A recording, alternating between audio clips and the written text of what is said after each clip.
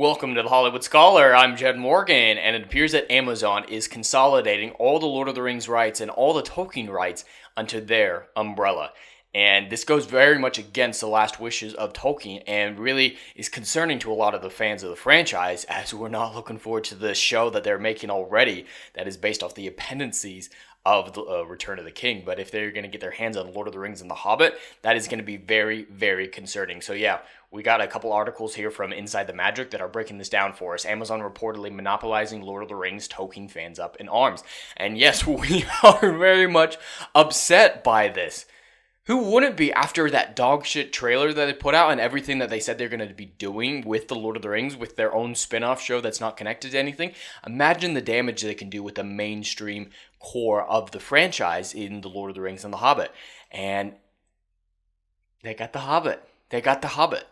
If we let them have Lord of the Rings, if the companies let them have Lord of the Rings, our beloved franchise will well and truly be dead. Because with this show that's coming out, you can either not watch it or just pretend it's not canon, and it really won't affect your love of the big stories.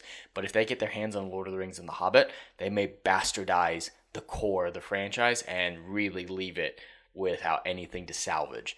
And it's just a horrifying prospect to all of us fans, but let's break it down. So Amazon's Lord of the Rings, Rings of Power is debuting later this year, but the conglomerate just acquired the rights to The Hobbit and more of Middle-earth, going against one of J.R.R. Tolkien's standards when protecting his stories. So yeah, throughout this whole ordeal, it's like, all right, they have access to zero canon. They have access to so little, and they can't contradict anything in any other property. So we knew Rings of Power was going to be bad, but it was never going to do a ton of damage just because of how little they had access to. But now that they have rights to The Hobbit, that is a significant chunk of the story, enough that they can really do some damage. They can tie it into The Hobbit more than they intended to in possible future seasons of the Rings of Power. And then if they get their hands on the Silmarillion, the Unfinished Tales, and then the Lord of the Rings, those final three bastions, it may truly be lost forever. The word of author Tolkien and his Middle-earth with Mount Doomshire. Yep, it's going to be adapted. And yeah, that trailer, we've gone over this before. It's just really bad. And its ratio is quite impressive. Not many fans were enthused when Amazon announced that they would be caring for the Tolkien torch following Peter Jackson's Rings and Hobbit franchises. In fact, upon unveiling new and original characters, many fans expressed their disappointment in Amazon and more, claiming that the studio will undermine Tolkien's legacy. And they've already been doing that.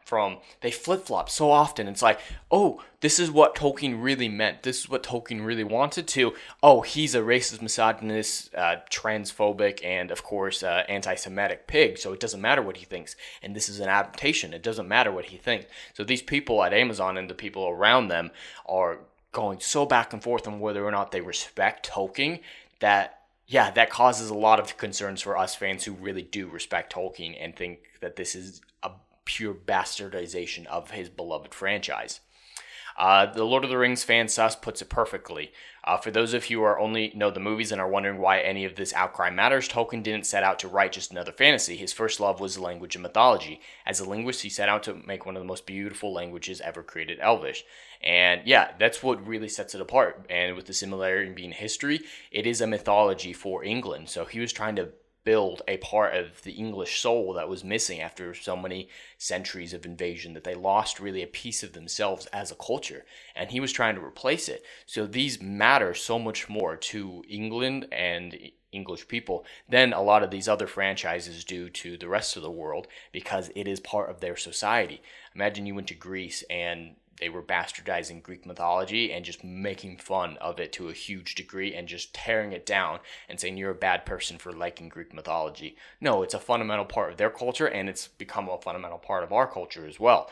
But mythologies and histories just mean so much more than the average franchise, that this is why it's getting so much backlash, is it was meant, designed, and indeed became something so much more than the average franchise that we fight for today.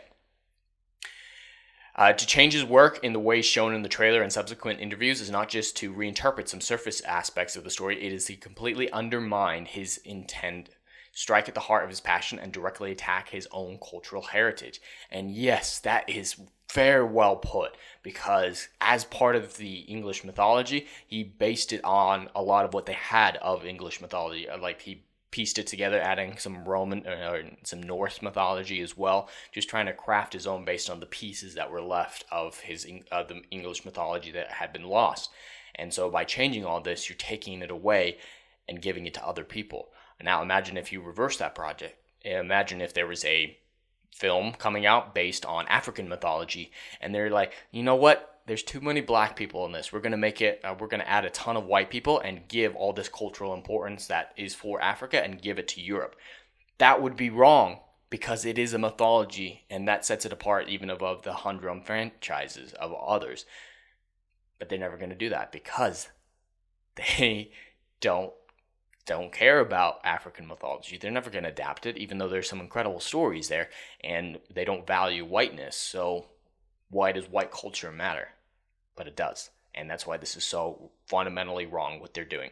Nonetheless, Amazon just altered the future of Middle-earth after acquiring the entire film and media rights to The Hobbit, and thus Amazon secures a few more rights to Middle-earth, specifically The Hobbit, as the shieldonering.net put out.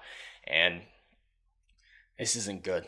This really isn't good, because the more they have, the more they're able to destroy.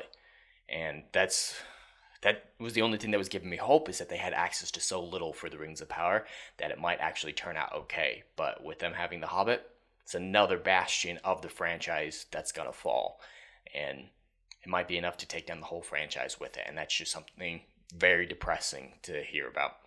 J.R.R. Tolkien repeatedly expressed throughout his life the distrust he had for large corporations who would ask for the film rights of his novels, including Disney. And yeah, he's very much against industrialization. And that was a big thing with Mordor, is that they were big into machines. Sauron was big into machines, taking down the forest, destroying nature for the wheels of industry, as Saruman put it in Two Towers.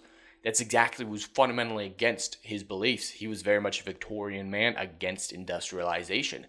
And so to see his work get industrialized to this level, to be corporatized to this level, is a fundamental misunderstanding of him as a person and his last wishes. So they really don't respect Tolkien. They just respect the money that they think they can make from doing whatever they want with his product. Tolkien hated how Walt Disney represented dwarves in his studio production, citing Snow White and the Seven Dwarfs as the disgusting depiction of dwarves.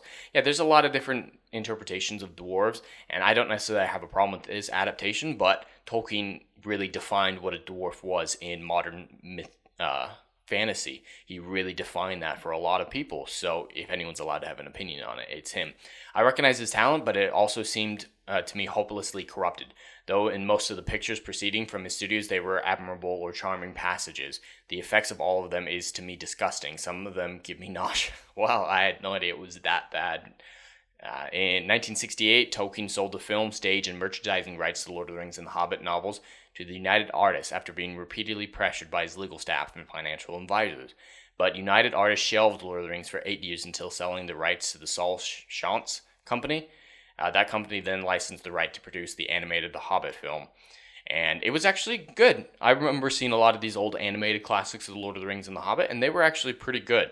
And so yeah, they're just going into more about how those were made and then how Jackson made the Hobbit franchise.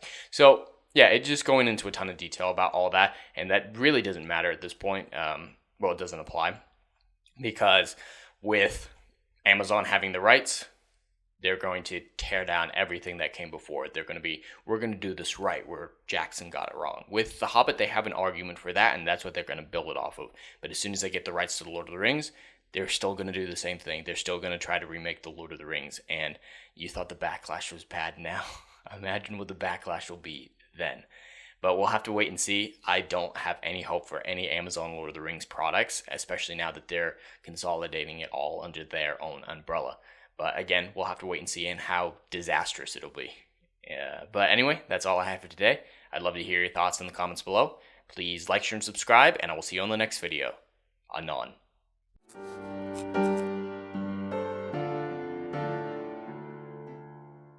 If you like what I do here and want to see good, compelling stories that Hollywood will no longer give you, check out my book series, Odyssey of a Phoenix, a mythological epic about philosophy, morality, and modern-day mental illness issues. Books 1, Down in Flames, and Book 2, Apocalypse Then, currently on sale. Book 3, Kill the Dark, coming soon.